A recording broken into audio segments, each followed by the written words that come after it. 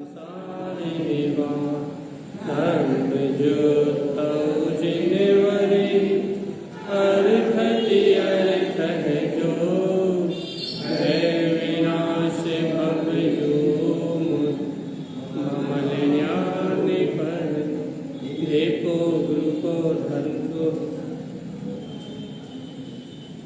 श्री ज्ञान साधन प्राची मंगलचरण परमानंद परम ज्योति चिदानंद चिन्मात्मेनं स्वयं रूपं समं शुद्धं वन्दे स्थाने नमस्कृतं। बोलिए ज्ञान समुच्चय सार ग्रंथादिराज की जय। मंत्र चरण।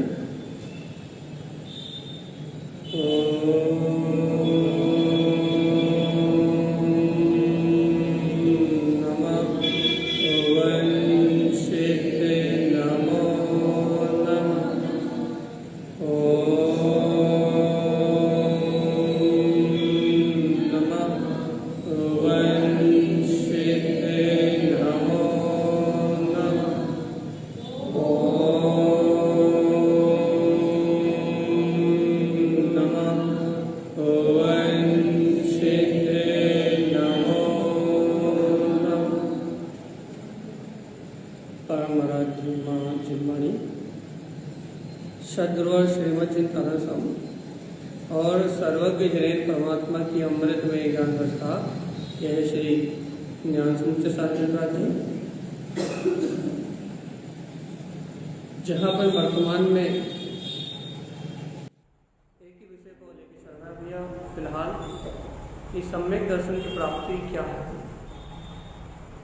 वास्तव में लोग कहते हैं सम्यक विषय इतना सरल नहीं, सम्यक दर्शन होना इतना सरल नहीं। लोगों का कहना है कि सम्यक दर्शन इतनी आसानी से नहीं होता, लेकिन आचार्यों का कहना है कि रोटी बनाना जितना कठिन है, भोजन करना जितना कठिन है, मुख से एक शब्द बोलना जितना कठिन है, उससे भी ज़्यादा सरल सम्यक दर्शन को प्राप्त करना। क्यों? क्योंकि सम्यक दर्शन पर वस्तु नहीं, सम्यक दर्शन आत्मा का अपना त्रकालिक स्वभाव, सम्यक आत्मा की सत्ता है, सम्यक आत्मा की शक्ति है और द्रव्य के स्वभाव को ग्रहण करने का नाम सम्यक।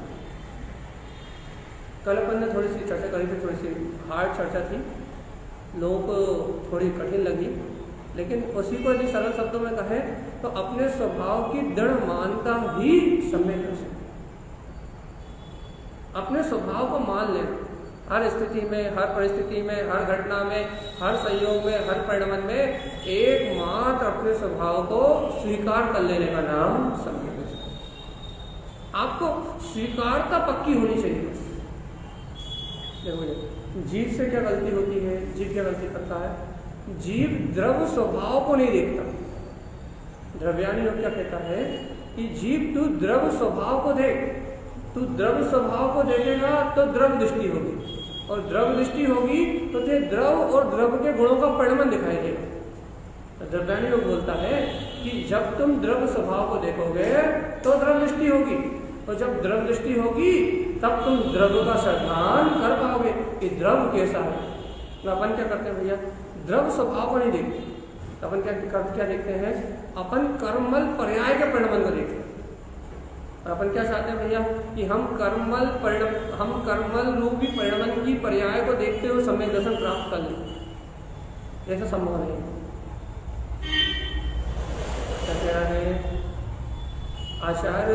आचार्य देव कहते हैं, जैनेन्द्र भगवान की वाणी में उपदेश आता है कि जीवात्मा तू अपने द्रव्य स्वभाव को अपनी दृष्टि में देख। क्या कर? अपने द्रव्य स्वभाव को अपनी दृष्टि में देख। क्यों? क्योंकि तू द्रव्य स्वभाव को दृष्टि में देखेगा तो तुझे द्रव्य का जो यथार्थ स्वभाव है वो अपनी दृष्टि में झलकेगा, और जब द्रव्य का सत्य स्वभाव अपनी दृष्टि में झलकेगा तो सम्यक दर्शन कहलाएगा। और अपनी क्या भूल हो रही है, कि अपन सिर्फ द्रव्य को देखने तैयार नहीं है, सिर्फ द्रव्य को मानने तैयार नहीं है, सिर्फ द्रव्य को स्वीकार करने तैयार नहीं है, तो फिर अपन क्या स्वीकार करने तैयार है? जो द्रव्य है ही नहीं उसे। अच्छा, कर्म कौन सा द्रव्य है? अब अपन जैसे देखें तो पुद्गल वर्णा है, आप कह रहे हो पुद्गल द्रव्य है, तो लेकिन पुद्गल रूप, पुद्गल जो पुद्गल कर्म वर्णा है वो पुद्गल कर्म वर्णा है जब अपने विभाव भाव रूप स्कंद रूप परिणमित हो रही है, तब तो कर्म की उत्पत्ति हो रही है। तो कर्म कौन सा द्रव्य है भैया? जीव द्रव्य तो है ही। यदि आप कर्म को द्रव्य, यदि आप कर्म को ढूंढने जाओ कि कर्म कौन सा द्रव्य है, तो आपको कहीं नहीं मिलेगा वो, क्योंकि राग देश कर्तृत्व भोक्तृत्व रूप जो संयोग में आप कर्म को खोजने जाओ कि कर्म है कौन सा द्रव्य, तो आपको मिलेगा नहीं वो कहीं द्रव्य हो। फिर कहाँ मिलेगा कर्म आपको? आपको कर्म मिलेगा जीव की अज्ञान दशा में, कर्म आपको मिलेगा पुद्गल की विभाव पर्याय में, कर्म आपको स्वभाव में मिलने वाला। इसलिए अपनी भूल क्या हो रही है भैया कि अपन उस द्रव्य के स्वभाव को देख नहीं रहे, द्रव्य के स्वभाव को स्वीकार नहीं कर रहे, और क्या चाह रहे हैं भैया कि हम द्रव्य स्वभाव को ना देखें और सम्यक दृष्टि हो जाए। जब द्रव्यानी योग से चरणानी योग को जा रहे हैं अभ्यास, और 10 मिनट के बाद चरणानी योग को चले आएंगे। शुरू में थोड़ी सी अच्छी चर्चा करके फिर अपन सामान्य में पहुंच जाएंगे। क्या कह रहे हैं? कल जो अपन ने विषय लिया था कि जीव आत्मा जब तक पर पर्याय में तुम रंच मात्र कुछ भी मान्यता कर रहे हो, तब तक सम्यक दर्शन कहां से लेके आओ? यदि आप सम्यक दर्शन प्राप्त करना चाहते हो, यदि आप सम्यक दर्शन को ग्रहण करना चाहते हो, तो पर पर्याय कहीं कुछ है ही नहीं, बस वो द्रव्य स्वभाव आपकी दृष्टि का विषय हो तो आप सम्यक दर्शन को प्राप्त कर सकते। अपनी भूल क्या हो रही है कि हम द्रव्य को देखने तैयार नहीं है, द्रव्य दृष्टि को स्वीकार करने तैयार नहीं है, लेकिन क्या चाहते हैं कि हम सम्यक दृष्टि हो जाए। देखो ये थोड़ा वजनदार विषय है, और ये वजनदार विषय आपकी मान्यताओं को खंगालेगा अंतर से। देखो जब तक अंतर में मान्यताओं को चोट नहीं लगेगी, जब तक अंतर में खलबली नहीं होगी कि देखो देखो मुझसे क्या भूल हो रही है, मैं इतने समय से भगवंतों की वाणी में सुन रहा हूँ, इतने समय से भगवंतों की वाणी को ग्रहण कर रहा हूँ, फिर भी मुझसे क्या भूल हो रही है कि मैं सम्यक दर्शन के निकट नहीं आ पा रहा, या फिर मुझे स्वयं ये विश्वास नहीं हो रहा कि मैं सम्यक हूँ कि नहीं, मैं भगवान की आज्ञा प्रमाण उस सम्यक को ग्रहण कर पाया हूँ कि नहीं, मुझे खुद विश्वास नहीं हो रहा। तो क्यों नहीं हो रहा?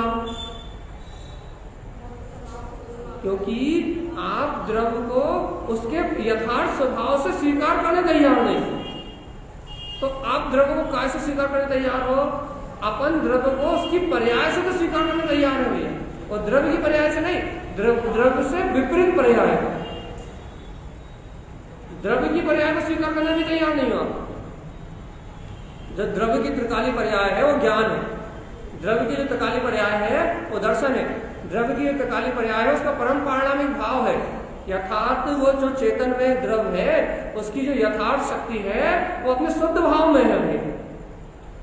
तो अपन द्रव्य की ना अपन द्रव्य को स्वीकार करने तैयार है, न द्रव्य के गुणों रूप उसकी शक्ति को स्वीकार करने तैयार है, न द्रव्य के परिणमन रूप द्रव्य के परिणमन को स्वीकार करने तैयार। अब अपने खलबल मचे कि इतने समय से हम भगवान की वाणी सुन रहे हैं, भगवान के वचनों को सुन रहे हैं कि एक भी परमाणु तेरा नहीं है और तू शुद्ध जीव द्रव्य भगवान आत्मा है, और फिर भी हम द्रव्य को उस अपनी दृष्टि में देखने तैयार नहीं है। हमें क्या दिखाई दे रही है भैया? एक एक समय की चलने वाली पर्याय, एक एक समय की चलने वाली कर्मधारा। तो इसको कल हमने थोड़े कठिन शब्दों में कहा था तो थोड़ी आत्मकता हो गई थी कि भगवान आत्मा हम अपने स्वद्रव्य की मान्यता ना करके कि मैं चेतन में आत्मा हूँ, एक एक पर्याय को महत्व दे रहा है कि ऐसा बोल दिया, ऐसा कर दिया, ऐसा चल रहा है, ऐसे संयोग में बैठे हैं, ऐसी क्रिया में है, ऐसी दुकान में बैठे हैं, एक एक समय की पर्याय को महत्व दे रहे हैं। तो सुनो तो भगवान आत्मा जब तक इस एक एक समय की पर्याय का महत्व अपने मन में है तब तक स्वरूप की मान्यता नहीं होती। बताओ, अच्छा आप अपने आप से विचार करके बताओ, आपको आपकी स्वरूप की मान्यता नहीं होने देने वाला कौन है?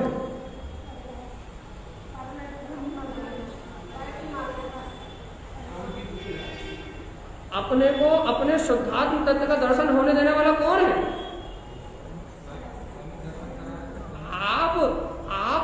अपन स्वयं पर पुद्गल को इतना महत्वपूर्ण कर रहे हैं, या इस पर पर्याय को इतना महत्व दे रहे हैं, इस पर परिणाम को इतना महत्व दे रहे हैं कि इसके महत्व अपनी चेतना में होने के कारण, पुद्गल होने वाली घटनाओं का, पुद्गल के होने वाले परिणाम का महत्व अपनी चेतना को होने के कारण अपने को अपनी चेतनता का महत्व नहीं आ रहा।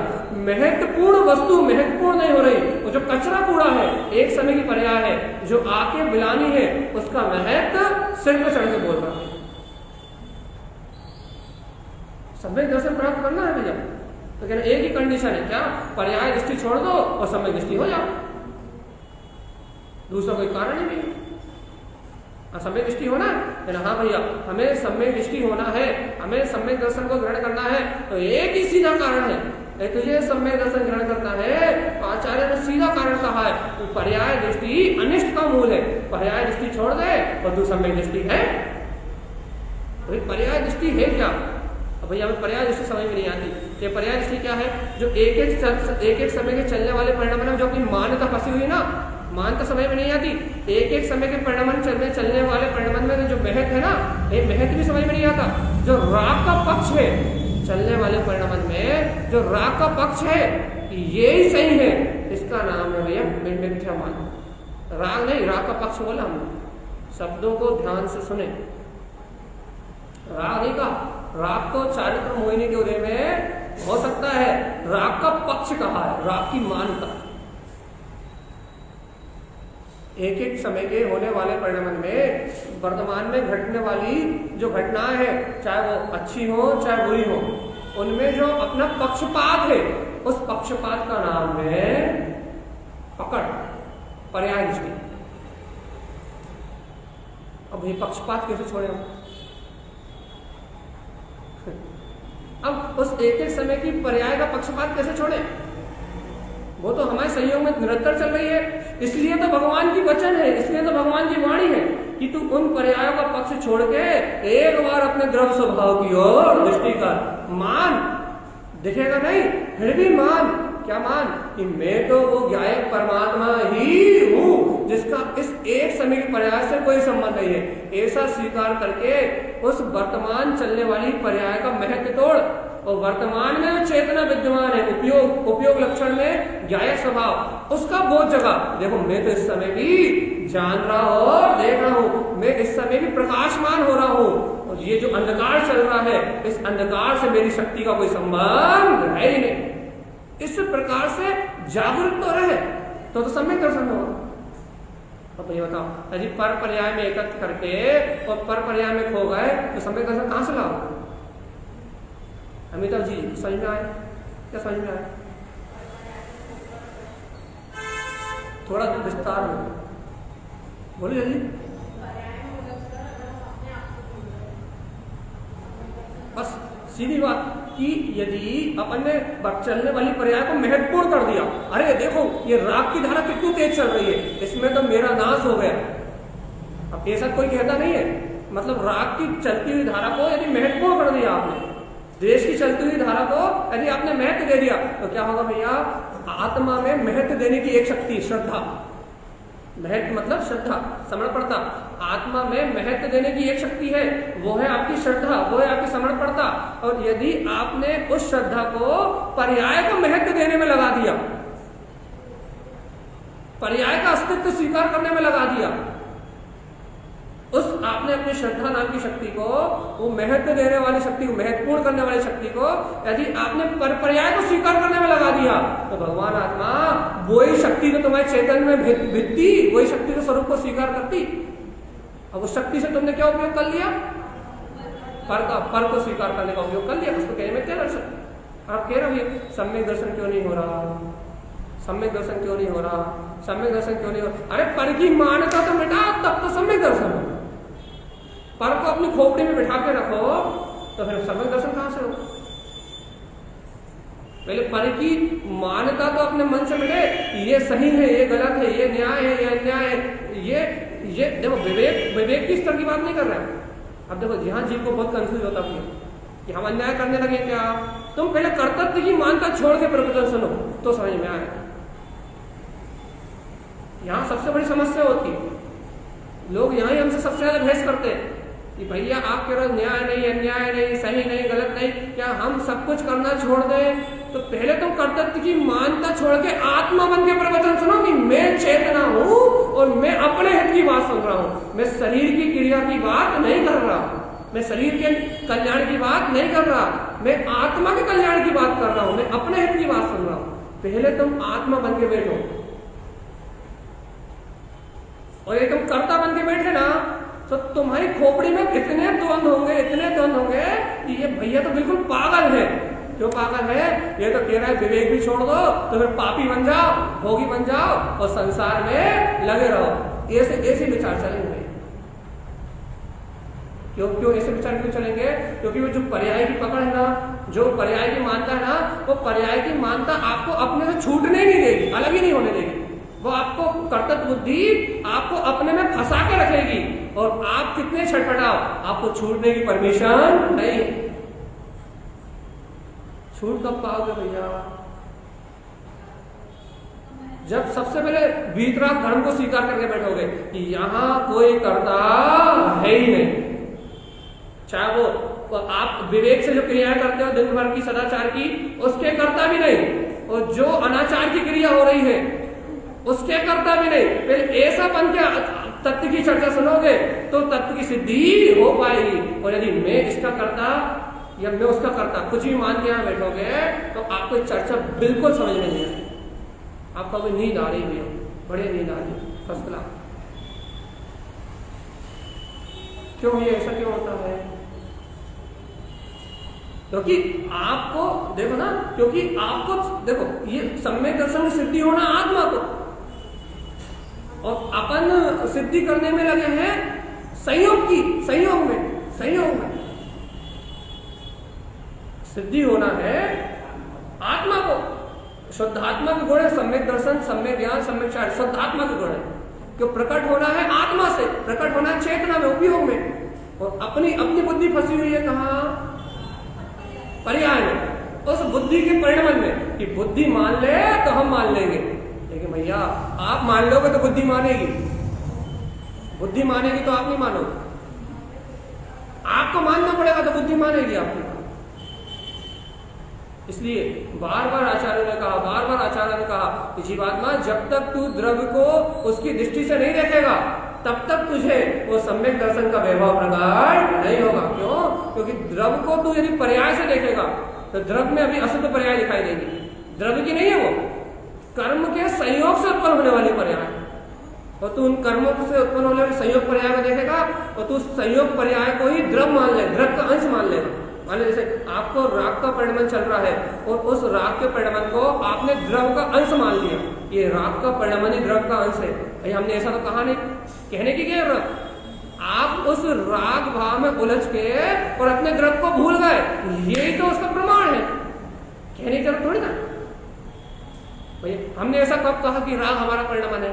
अरे पागल, कहने की जरूरत थोड़ी ना है। तो फिर वो राग ही प्रयोजनी है। जैसे इस राग का पक्ष हुआ तो कहने की जरूरत थोड़ी ना, जैसे ही तूने राग को प्रयोजनी माना तो क्या हुआ? उसका पक्ष हो गया। और राग का पक्ष मतलब राग का महत्व अंतर में जाग गया, और ये राग का महत्व अंतर में जाग गया तो फिर सम्यक दर्शन होने वाला।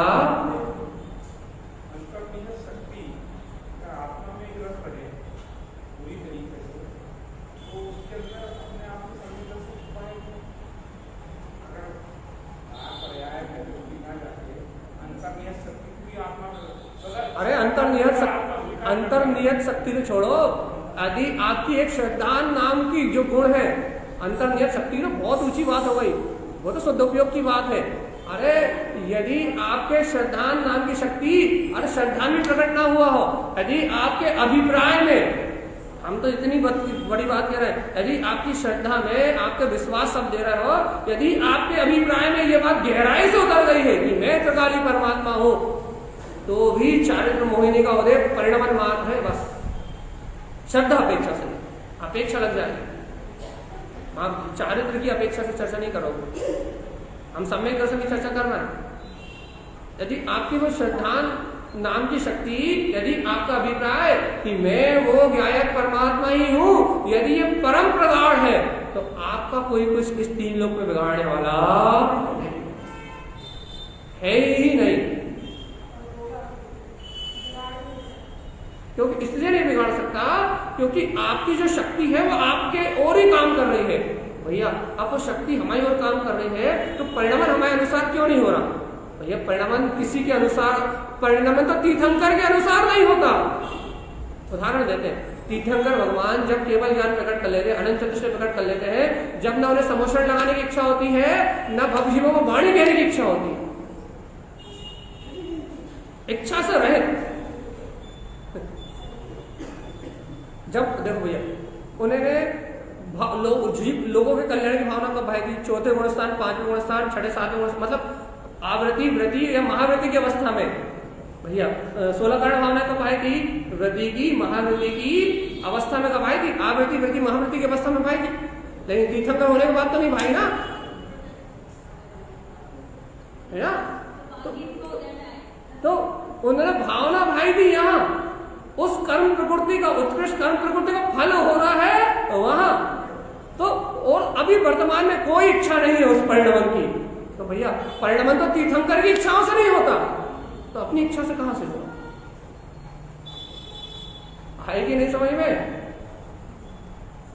अपन जिस परिणमन की पकड़ करके बैठे हैं, अपन जिस परिणमन की चाह करके बैठे हैं, जिस परिणमन को अपन एक सेकंड के लिए नहीं छोड़ना चाहते, भैया परिणमन ही हमारा माई बाप है, परिणमन ही हमारी चेतना है, परिणमन के अलावा हमारा कोई रुझान ही नहीं है। जिस परिणमन को अपन एक समय के लिए नहीं छोड़ना चाहते, और आचार्य परमात्मा कह रहा है जब तक उस परिणमन में उलझा है, जब तक ये परमात्मा मिलने वाला,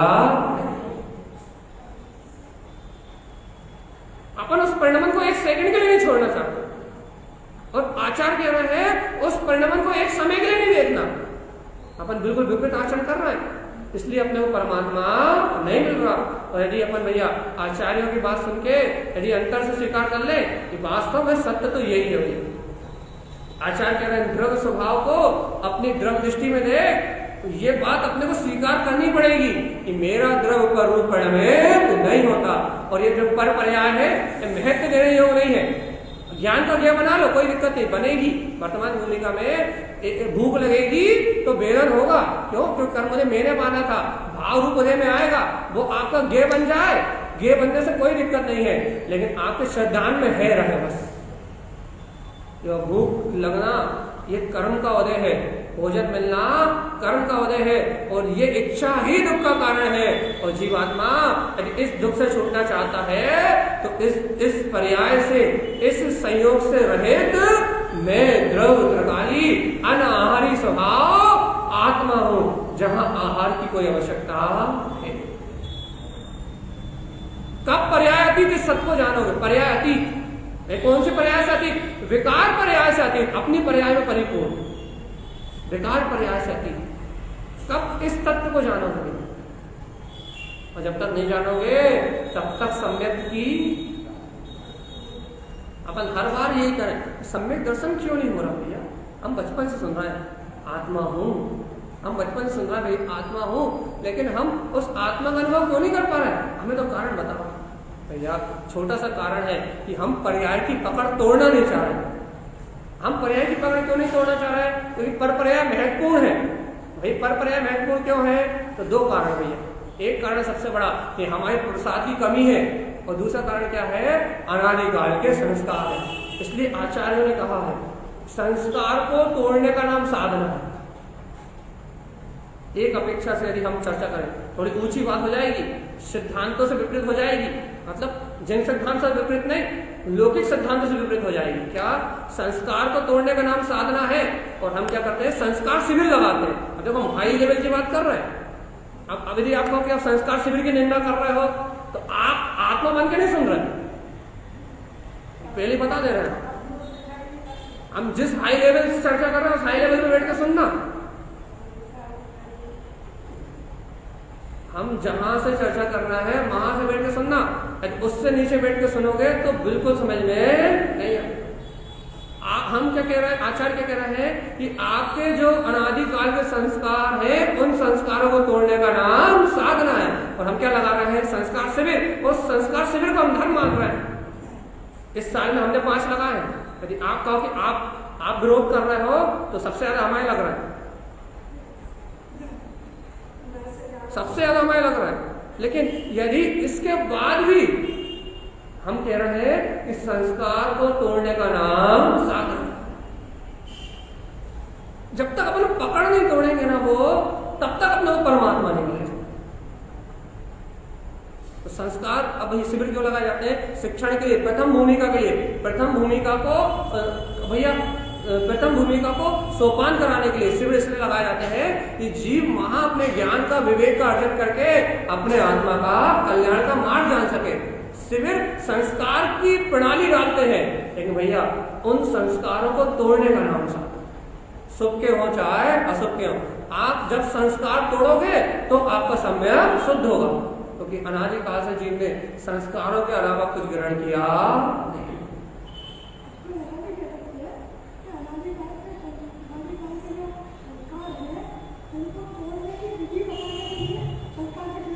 हाँ बस, हाँ हमने यही कहा, उस संस्कार शिविर में यही कहा जाएगा कि तुम अपने बुरे संस्कारों को छोड़ो, अच्छे संस्कार।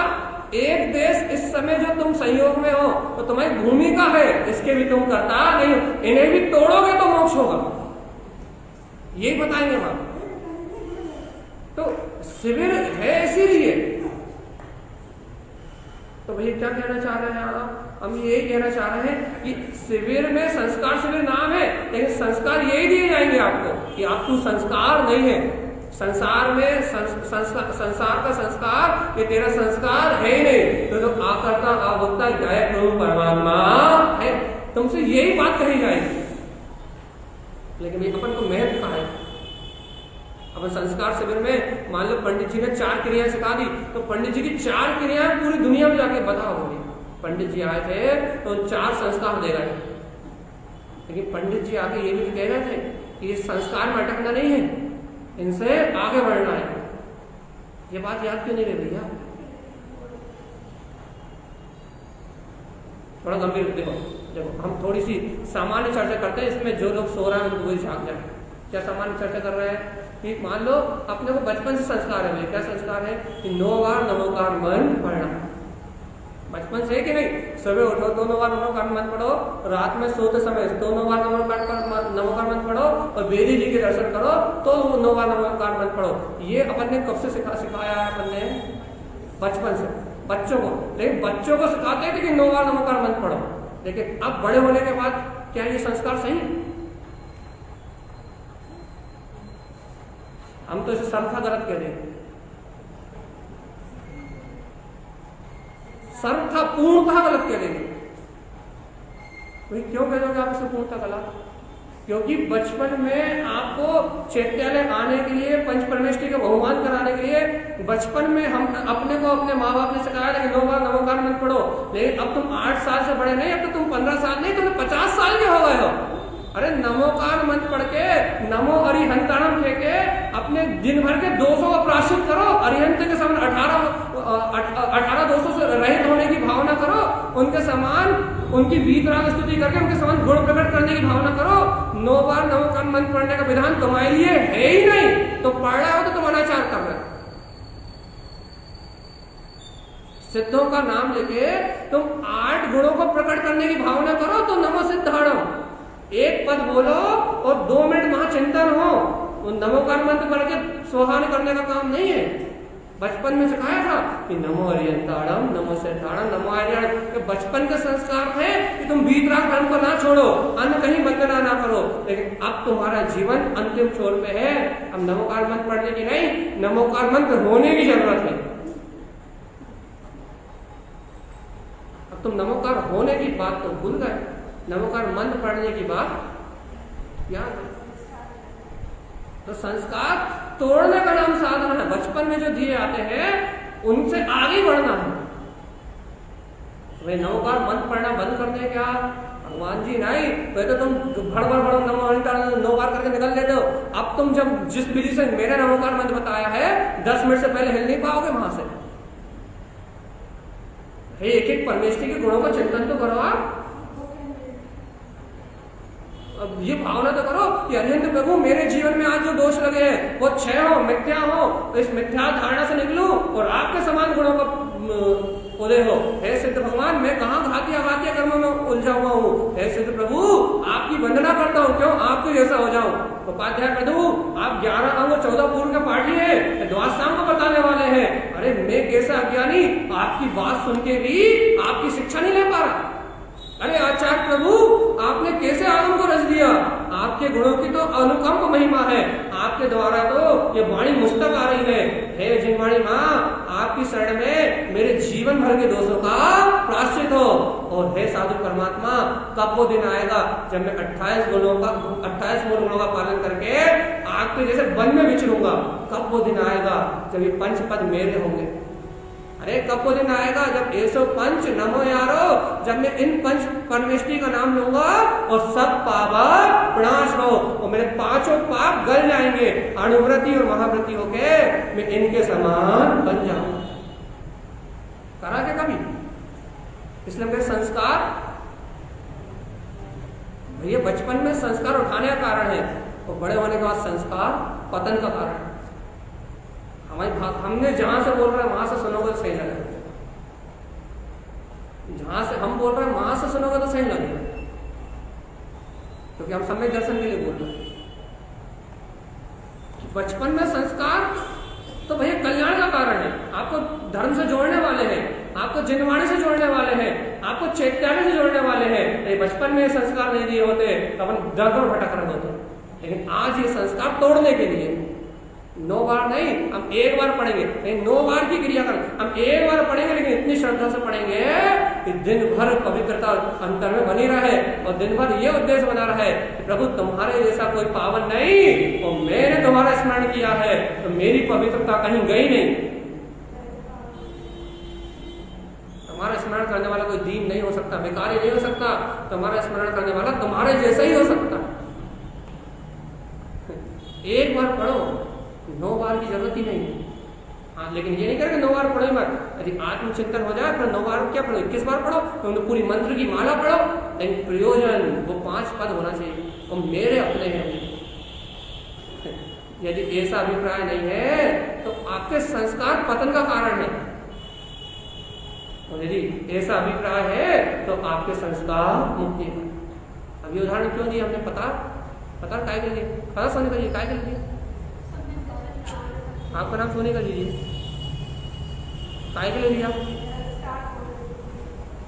आपका नाम सोने का लीजिए, आपका नाम सोने का जीजी है।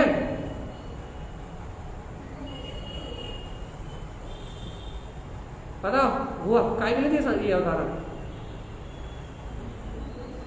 मंजू जी बताओ काय के लिए दिया है? क्या नहीं है? बीच वाला सो रहा है, जग रहा है?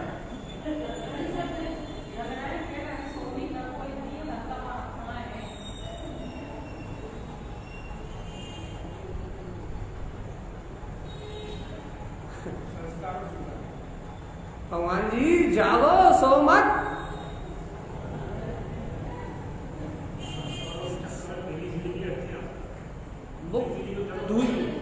उन संस्कारों के कारण हमने उन संस्कारों को जीवंत बना लिया है कि ये संस्कार जीवंत है, ये हमारी परंपरा है। उससे अपन कभी आगे ही नहीं बढ़े, उठे नहीं, ऊपर उठने का विचार ही नहीं आया और क्या सम्यक दर्शन हो नहीं रहा। जो संस्कार है उन्हें अपन ने परंपरा संस्कार बना लिए। अब क्या मानता कर लिए भैया, अब ये संस्कार ही हमारा जीवन है और कभी दूसरी सीढ़ी पे पांव रखने का अभ्यास ही नहीं किया। भैया हम दूसरी सीढ़ी पे पांव रखेंगे तो सम्यक दर्शन होगा। अब बाल बोध की पढ़ाई अलग है कि नहीं? KG 1 का कोर्स अलग है और 9th 10th क्लास का कोर्स। अपन कौन सी क्लास में आ रहा है? ये तो 80 90 70 80 60 70 80 90 वाले हैं। ये तो 90 वाला तो कोई नहीं, 60 70 वाले सब है, 55 60 70। अभी भी वही नमोकार मंत्र पढ़े जा रहे हैं।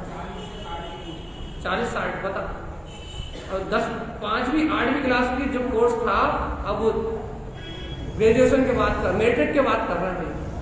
अब क्या होगा? हाँ,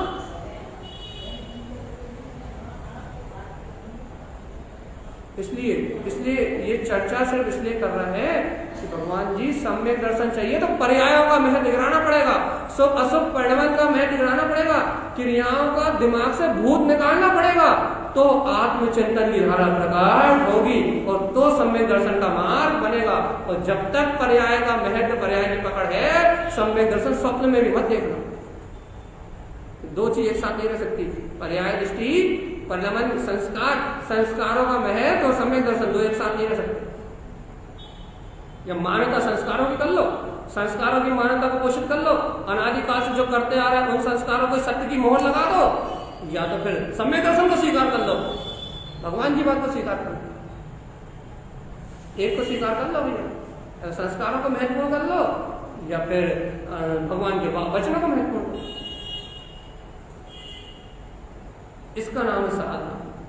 और जो इस प्रकार साधता है उसको सिद्धि होती है, और नहीं तो करते रहो।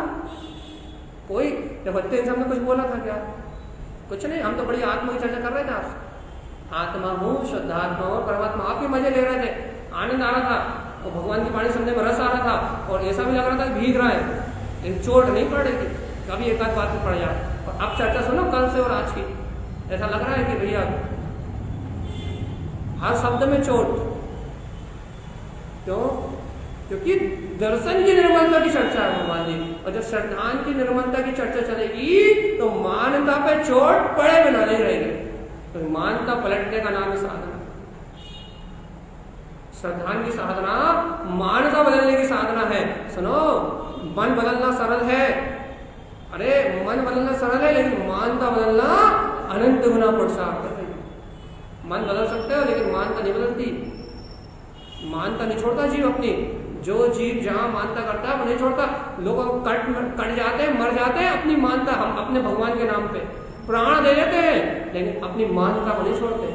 चाहे मिथ्या देव हो, चाहे मिथ्या गुरु हो, मरने पिटने तैयार है जीव अपने धर्म के नाम पे, अपने पंथ के नाम पे, लेकिन उसकी मान्यता तोड़ने तैयार। मरना सरल है, मान्यता तोड़ना कठिन है। इतना कठिन विषय है ये सम्यक दर्शन।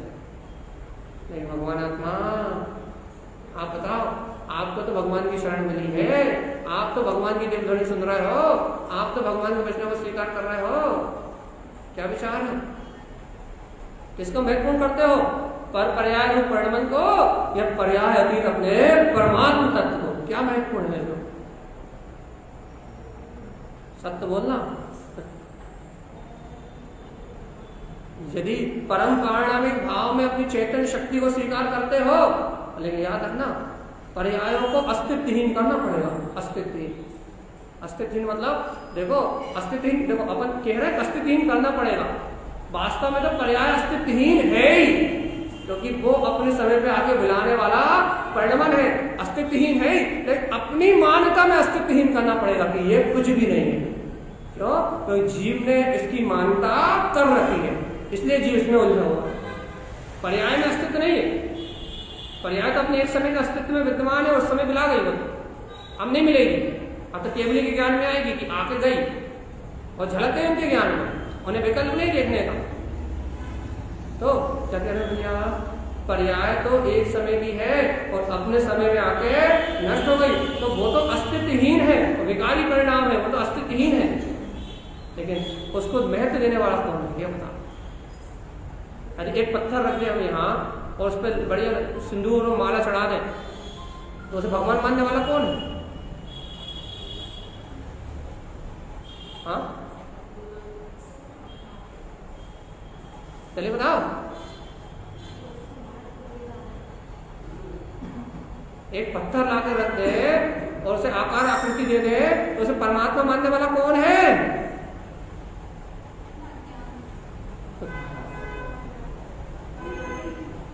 मानता देने वाला तो मैं ही हूं ना, उसकी श्रद्धा करने वाला तो मैं हूं ना, उसको भगवान मानने वाला तो मैं ही हूं ना, उसको महत्व देने वाला तो मैं ही हूं ना, और जब उसको महत्व मैंने दिया है, उसको मान्यता मैंने दी है, तो भगवान आत्मा मान्यता पर्याय को देने वाला भी मैं हूं और पर पर्याय से मान्यता उठाने वाला भी मैं हूं। यदि मैं उस पत्थर को भगवान मान लूं, लाल पीले काले पत्थर को, तो अपन भैया परमात्मा मान के पूजा करने लगो और मैं उस पर लात रख के निकल जाऊं, तो कहीं कुछ नहीं। मान्यता तो मेरी है ना भैया, जो मैंने मान लिया, तो जिस चीज को मैंने महत्व दे दिया वो मेरे लिए परमात्मा। कोई पेड़ को मानता है, कोई नदी को मानता है, तो जीव मान्यता ही तो दे रहा है, महत्व तो दे रहा है। काय को महत्व दे रहा है? पर पर्याय को, परिणमन को महत्व दे रहा है। भय के कारण, लोभ के कारण, स्वार्थ के कारण, लालच के कारण, या अनादिकाल की अज्ञानता के कारण। कारण कुछ भी हो सकता है, लोभ भी हो सकता है, भय भी हो सकता है, अनादिकाल का भैया संस्कार भी हो सकता है, लालच की प्रवृत्ति भी हो सकती है, कुछ कारण राग भी हो, तीव्र राग भी हो सकता है। महत्व तो मेरे ही जा रहा है ना।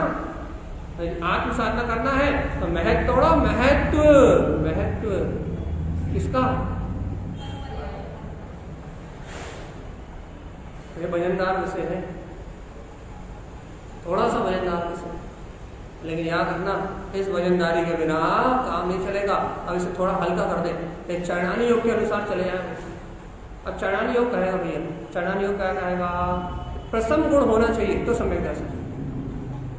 अपन क्या मूल करते हैं भैया? अब अपन तीव्र कसायों को बढ़ाने में लगे हैं और चरणानी योग कह रहा है प्रसन्न। अरे कसायों का अंश भी मत दिखे, कसाय पूरी दबाओ, कसायों में रति मत करो, राग में उलझो मत, कसाय के परिणामों में आकलित व्याकुलित मत हो, कसाय में छल कपट मायाचारी में उलझो मत। चरणानी योग कह रहा है कि प्रसन्न गुण होगा तो सम्यक मानेंगे, अर्थात कसाय आदि की रुचि नहीं होगी तो मानेंगे कि तुम सम्यक दर्शन। अपन क्या कर रहे हैं? द्रव्यानी योग की बात तो अपने समझ में नहीं आई कि भैया द्रव्यानी योग तो कह रहा है कि पर पर्याय कुछ है ही नहीं। वो बात तो बहुत हार्ड लगती है, ऐसी लगती है इसकी पत्थर की तरह बिल्कुल ठोस हो। भैया कैसे मान लें? ये सब चलता हुआ तो दिख रहा है, सब चलता हुआ तो जानने में आ रहा है, हम कैसे मान लें? ये सब कर रहे हैं, हम ही तो कर रहे हैं, हम ही तो बना रहे हैं, हम ही तो बिगाड़ रहे हैं, और आप कह रहे हैं कहीं कुछ है ही नहीं, कैसे मान लें? द्रव्यानी योग की बात तो हजम ही नहीं होती, आज में ही खराब हो जाता। चलो कोई बात नहीं, चरणानी योग की बात मान के बताओ। चरणानी योग कहता है प्रसन्न का गुण चाहिए भैया, प्रसन्न चाहिए। प्रसन्न क्यों चाहिए? पहले कसाय की तीव्रता होगी तो सम्यक दर्शन होने वाला, और साथ में ये कह देता है बस हमें कहना नहीं चाहिए, अनुकंपा चाहिए। 6 काय के जीवों में परस्पर अनुकंपा का परिणाम चाहिए। क्यों कहने लगे क्यों चाहिए? अरे जब तुम 6 काय के जीवों को जीव मानोगे तभी तो तुम अपने जीव स्वरूप को स्वीकार कर पाओगे, और यदि तुमने अपने जीव स्वरूप को स्वीकार किया है तो 6 काय के जीवों में परस्पर अनुकंपा का परिणाम तो आएगा ही, और जब जीव को जीव मान के दया करोगे तभी तो तुम सम्यक दृष्टि कहलाओगे। और ये तुम बिना देखे खा रहे हो, बिना देखे बना रहे हो, बिना देखे चल रहे हो, भैया स्थावर काय के जीवों में दया नहीं आ रही, त्रस्त काय के जीवों में दया नहीं आ रही, संगीत पंचेंद्री घर में घरेलू हिंसा कर रहे हो, लड़ रहे हो, अलग अलग बोल रहे हो, तुम्हें जीव में जीव नहीं दिख रहा, 6 काय के जीवों पे अनुकंपा नहीं हो रही, तो कहने लगे कहां से सम्यक दर्शन लाओ? चरणानी योग की बात हजम हो रही कि नहीं हो रही? हाँ नहीं हो रही? कह रहा है तुम प्रसन्न लेके आओ, पहले तुम कसायों को स्थिर करोगे। यदि आप कसायों में रुके रहोगे तो वो कहेगा सम्यक दर्शन नहीं होगा। तो तीव्र वेग में कसाय रहेंगी तो आप तत्व चिंतन कब करोगे? तीव्र वेग में कसाय रहेंगी तो आप चारित्र की चर्चा कब करोगे? आप क्या बोलते हैं सदाचार में जीवन कैसे जियोगे? यदि आपकी कसाय तीव्र रहेंगी तो आपका तो व्यवहार ही बिगड़ जाएगा, आपका तो सदाचार ही नष्ट हो जाएगा, आप तो अवक्षी हो जाओगे, आप तो असंयमी हो जाओगे, आप तो मन का वचन काय की अनर्गल प्रवृत्ति करने लगोगे। इसलिए क्या चाहिए? पहले कसाय ठंडी होना चाहिए, प्रसन्न प्रसन्न भाई कल्ली कसाय ठंडी, तो कहने अनुकंपा काय पे प्राणी मार्ग का अनुकंपा चाहिए। अनुकंपा का समय दर्शन की क्या संबंध भैया? अरे जब तुम जीव स्वभाव को नहीं जानते, जब तुम प्राणी मात्र में जीव की उत्पत्ति का कारण नहीं जानते कि जीव कहाँ कहाँ पाए जाते हैं, जब तुम जीव समाज नहीं जानते तो तुम जीव को कैसे जानते हो? 6 काय के जीवों में अनुकंपा तो होना चाहिए ना। अच्छा, काय का सिद्धांत किया? जीव तत्व का सिद्धांत किया ना कि जीव तत्व है और कहाँ कहाँ है। या जिनवाणी से जाना ना, अब जिनवाणी में आपने जान लिया कि घास में जीव तत्व है और उस घास को रोनते हुए चले जाओगे, उसमें अनंत अनंत जीवों की बरादरा करोगे तो सम्यक दर्शन कैसे कर लोगे? जब जीव तत्व माना है, जीव तत्व की श्रद्धा करेगी, जीव तत्व होता है, और नहीं तो मत मानो कि घास में जीव होते नहीं, अग्नि में जीव होते नहीं, वायु में जीव होते, मत मानो। तो फिर सम्यक दर्शन कहां से होगा? नहीं मानोगे। यदि जीव है तो अनुकंपा का परिणाम है, और जीव नहीं है तो सम्यक दर्शन ही नहीं है। फिर है कि नहीं? अब द्रव्य स्वभाव की बात नहीं चल रही, अब तो चरणानी योग की बात चल रही। अब तो चरणानी योग की बात चल रही है। हम द्रव्य दृष्टि से बाहर आ गए हम। वो जीव स्वभाव को स्वीकार करोगे, मैं भी जीव हूं और ये सब प्राणी है, जीव है। जब उन परस्पर जीव के स्वभाव को स्वीकार करोगे तो तुम्हें सम्यक दर्शन की पात्रता बनेगी। चरणानी योग यही कहा है। अपन क्या गलती कर रहे हैं? अपने को जीवों पे अनुकंपा आ ही नहीं रही। अपन घर में शांत व्यवहार से नहीं ले पा रहे, अपन पड़ोसी पे शांत व्यवहार से नहीं ले पा रहे। क्या कह रहे? अनुकंपा का भाव अंतर में आ नहीं रहा। अरे घर वालों पे, माँ बाप पे तो दया आ नहीं रही, बच्चों पे तो दया आ नहीं रही, पड़ोसी पे तो दया नहीं आ रही, तुम चीटी पे दया क्या करोगे? तुम 2 इंद्रिय जीव को कहां से बचाओगे? तुम आवक्ष मर्यादा का मुझे कहां बनाओगे? तुम्हें घर आपस में परिवार में तो समता आ नहीं रही, शांति आ नहीं रही, तो तुम दुनिया में दया करने कहां जा रहे हो? घर में घर वालों से पट नहीं रही और दुनिया से पटाने जा रहे हो। अनुकंपा हो रही, वो कहेगा होगा ही नहीं, होगा ही नहीं, होगा ही नहीं होगा, होगा ही नहीं। तो द्रव्यान योग की बात समझ में नहीं आ रही थी ना, चरणानी योग को समझो, ऐसे तो समझ नहीं पड़ेगा। सीधी रास्ता समझ में नहीं आए फिर यहाँ जरा हम तुम्हें व्यवहार से समझाते हैं ना। क्या करो? पहले क्या करना है? सबसे पहले कौन सा है? प्रसम कसायों की पूर्ण मंदता चाहिए, कसायों की भरभराहट नहीं चाहिए। कसायों की भरभराहट होगी तो सम्यक दर्शन नहीं होगा। और दूसरा पर अनुकंपा चाहिए। पहले भाई एक और बता दो, बताओ तीसरा कौन सा? तीसरा कौन सा? और चौथा? देखो देखो अभी क्या कहा? संवेग, संसार के प्रति वैरागवान हो या आसक्त हो, ये बताओ पहले। तुम्हें संसार में, घर को तो परिवार में रुचि है कि नहीं? जब ये घर तो बहुत अच्छा लगता है, परिवार तो बहुत अच्छा लगता है। हमने अपना पूरा जीवन ही अपनी इंद्रिय विषयों की रुचि में बिता दिया। कहना भगवान जी, जब इंद्रिय विषयों की रुचि अंदर पड़ी हुई है तो सम्यक दर्शन कहां से लेके आओगे? तो बताओ। सम्यक अर्थात संसार के प्रति वैराग्यवान, सम्यक दर्शन चाहिए। संसार के प्रति वैराग्यवान, जिसमें वो संसार से वैराग्य हो, उसे सम्यक दर्शन मिलता है। द्रव्यान योग की बात समझ में नहीं आ रही थी ना? अब ये समझ में आ रही कि नहीं आ रही? अब आता पसीना, अब आता पसीना। ये जो लोग कहते हैं ना द्रव्यान योग समझ में नहीं आता, अब आपकी क्यों तरह समझ में नहीं आती। अब निकलते पसीने। अब ये क्या करें?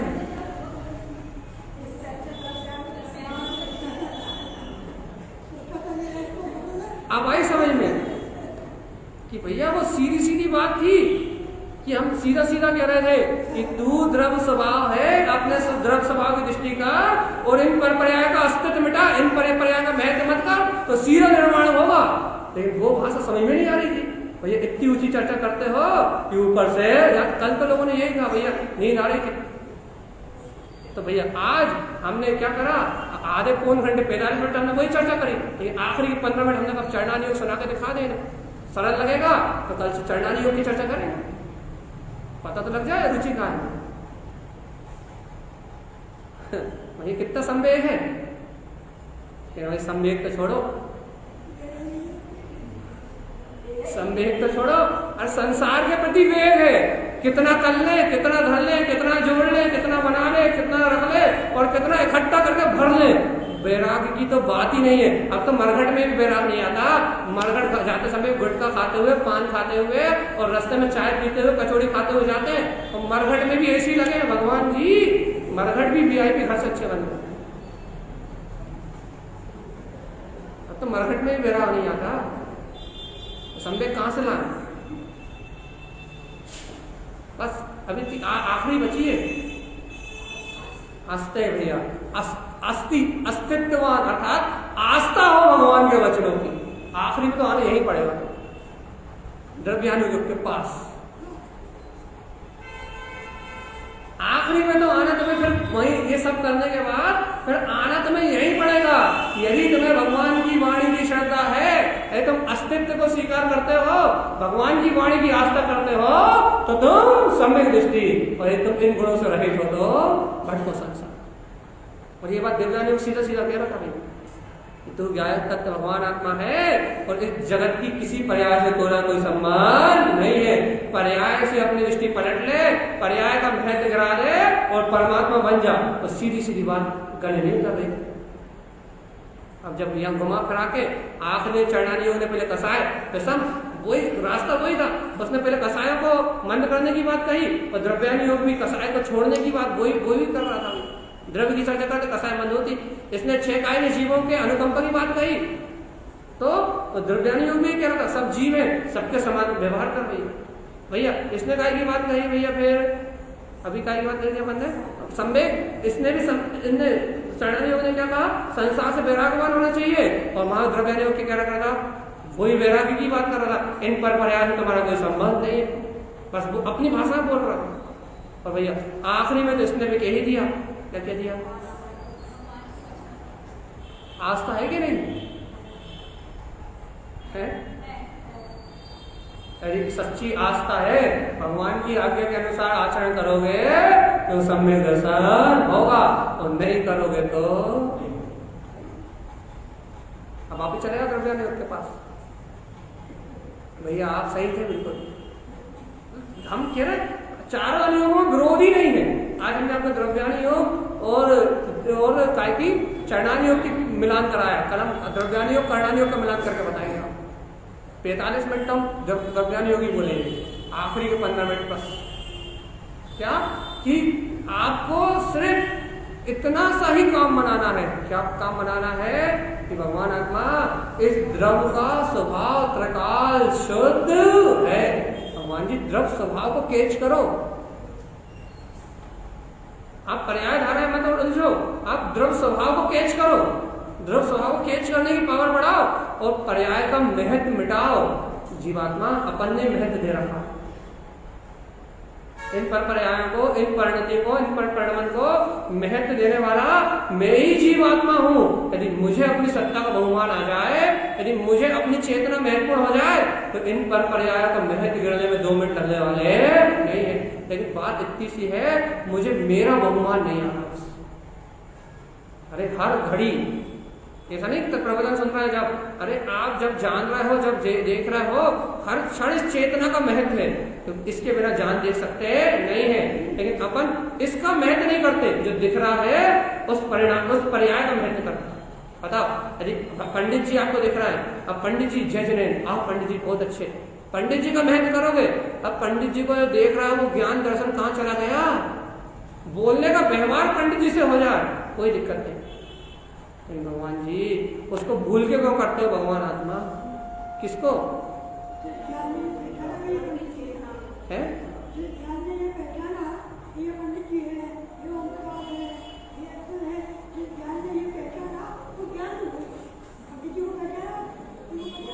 अपने अस्तित्व को छोड़ के क्यों भटकते हो?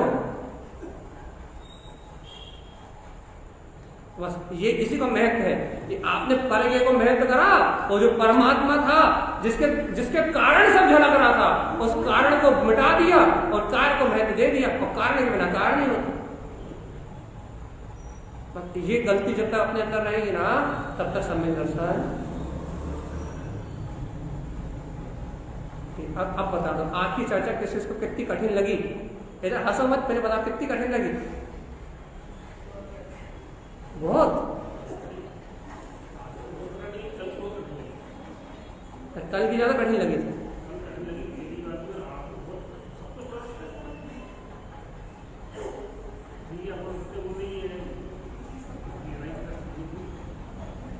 मैंने कोशिश करी सरल करने की।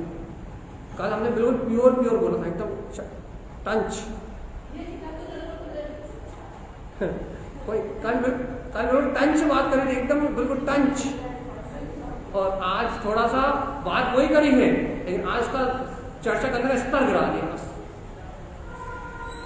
सिर्फ स्तर गिराया, लेकिन बात वही कही है। भगवान जी जब तक पर्याय का महत्व दोगे तब तक पारिणामिक भाव प्रकट नहीं होगा। आप कुछ भी करो, जबकि पारिणामिक भाव ज्ञान दर्शन चेतना हमेशा है, लेकिन आप जब तक उसे अपने नजरों में नहीं उठाओगे जब तक आपको परमात्मा का दर्शन नहीं होगा। उछालो, कोशिश करो। अब इतनी सरल चर्चा करने के बाद भी समझ में नहीं आई, इसका मतलब ये है कि हमें अपने आत्मा की रुचि थोड़ी नहीं ज्यादा कम है, बढ़ाओ थोड़ी सी। क्यों? क्योंकि जब तक वो तत्व की रुचि नहीं बढ़ेगी तब तक तत्व की बात समझ में नहीं आएगी। क्यों? देखो भैया, तत्व की बात समझ में आ गई तो तत्व की प्राप्ति होने से कोई रोक सकता नहीं। एक बार समझ आया तो समझ प्रारंभिक भूमिका है। पहले समझ आती है, फिर जानने रूप आती है, फिर स्वीकार होती है। तो आपको समझ आना लक्षण है कि आपकी स्वीकारता में जाने का समय आ रहा है। पहले समझ में ही आता है, सब पहले निर्णय करते हैं, उसके बाद फिर अनुभव की बात चलती है। शुरुआत तो हो ना, शुरुआत तो हो, और एक बार शुरुआत हो गई तो फिर वो बात धीरे धीरे धीरे धीरे धीरे धीरे धीरे धीरे कल के अपने गले से नीचे उतरेगी। तो कितनी सरल बात है भगवान की। जब आखिरी शब्द कितनी सरल बात है कि तू द्रव स्वभाव प्रकाल शुद्ध है, और एक एक क्षण समय की चलने वाली पर्याय, इससे तेरा एक समय के लिए कोई संयोग नहीं है। ये बात कहो मत, ये बात हर समय मानो, ये बात कहो मत, कहते कहते दिन निकल गए, ये बात हर परिणाम में मानो। राग चल रहा है तो भी एक समय की क्षणवर्ती पर्याय है, मैं ज्ञायक स्वभाव जयवंत हूँ। द्वेष चल रहा है तो ये भी एक समय की पर्याय है, मैं ज्ञायक स्वभाव जयवंत हूँ। कर्तव्य भोक्तव्य के विकल्प चल रहा है तो भी एक समय की पर्याय है, मैं आत्मा त्रिकाल जयवंत हूँ। अब कहते कहते दिन निकल गए, अब प्रयोग करो भगवान जी, हर घड़ी हर पल हर क्षण इस सत्य को लागू कर दो। शासन, देखो हम एक बात बहुत अच्छी बात कहते हैं, मन का शासन मन करो और जिनेन्द्र का सर्वज्ञ का शासन लागू कर दो। हम तो वीर के शासन में जन्मे ना, वीर का शासन चल रहा है ना, तो वीर का शासन लागू कर दो, अपने मन का शासन बंद कर दो। जो वीर कहेंगे वो सत्य है, और जो मन कहेगा वो आज मोक्ष हो जाएगा। जो वीर कहेंगे वो यथार्थ सत्य है, और जो मन कहेगा वो झूठ। इतना ही हो जाएगा। नमोकार मंत्र देखो, और आज की चर्चा कठिन कैसे भैया? आज तो नमोकार मंत्र भी सुनाया आपको, हाँ आज तो चरणानी योग की चर्चा भी सुनाई, आज तो कहानी भी सुनाई हमने, उसके बाद भी कठिन। अच्छा, जीवन में होता है ना, अच्छा फिर ठीक, फिर चलेगा। तो हाँ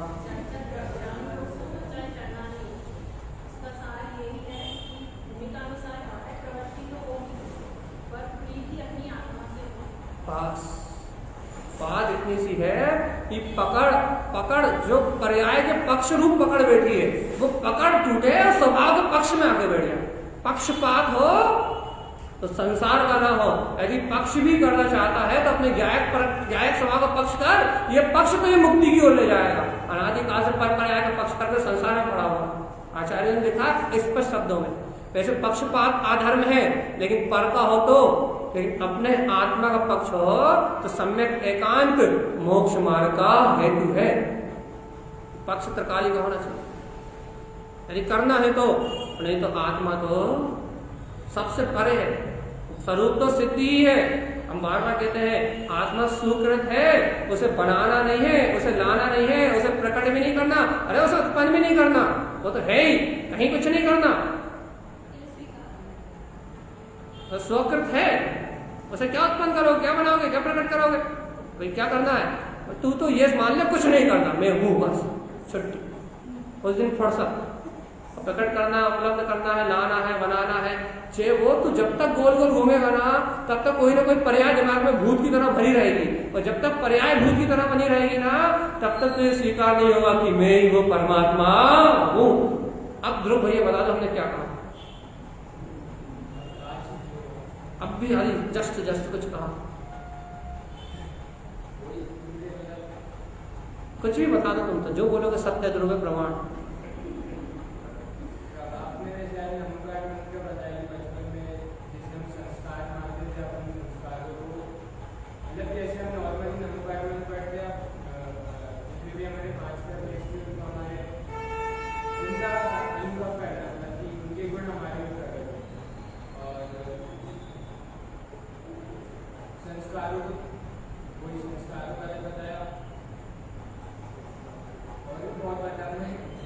कोई बात नहीं, हमने कहा जो बोलोगे वो सत्य ध्रुव प्रमाण है। बस इतना बोल दो कि संस्कारों को तोड़ने का नाम साधना। आगे बढ़ो, वो निश्चय की बात पकड़ा है कि वहां क्रियाओं को महत्व नहीं देना, बस महत्व देना है कि वो वस्तु है, जो स्व वस्तु है, जो स्व चेतना है, उसको पकड़ने से धर्म होता है। हर चीज के पीछे का अभिप्राय पकड़ना है। अब मंदिर आ रहा है तो क्यों आ रहा है, हम नमोकार मंत्र पढ़ रहे हैं तो क्यों पढ़ रहे हैं, हम स्वाध्याय कर रहे हैं तो क्यों कर रहे हैं। हमें हर चीज के प्रति अपनी श्रद्धा चाहिए, अपना अभिप्राय चाहिए, अपना लक्ष्य चाहिए। हमें इनके समान होना है, इसलिए पूजा पूज समाचरे तो हमारा काम बन जाएगा। और पूजा रह जाए फिर काम बनने वाला है। पूजा शब्द ही वो परमात्मा की उपलब्धि पूर्णता से है, लेकिन अपने पूजा को क्रिया बना दिया, इसलिए वो अपने को प्राप्त नहीं हो। तो टाइम हो गया, 2 बज गए। अब आप बता दो भगवान जी, कल हमने 10 मिनट लेट कर दिया था, कल हमें खुद दुख हो रहा था कि लोग इतनी दूर दूर से आते। 9:15 बज गए, आज हम टाइम पे छोड़ दे रहे हैं, लेकिन जल्दी जल्दी बता दो भगवान क्या है सार क्या है, क्या सार? हाँ